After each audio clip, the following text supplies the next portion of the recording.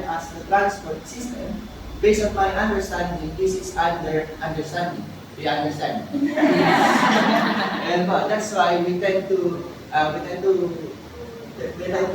another learning dependency under the understanding, that is remembering. So I add the main plant and organs involved in the transport system. And then for the objectives, we have three objectives here under the knowledge, skills, and values. For knowledge, discuss the plant transport system and identify the parts responsible for transporting water, minerals, and food. For these skills, we have perform an experiment to observe the plant transport system in action. And then for scientific attitude, develop a sense of responsibility by taking care of plants and conducting activity. Then for the content, I just copy that, and then for next part, we have the subject integration. Here, I found four.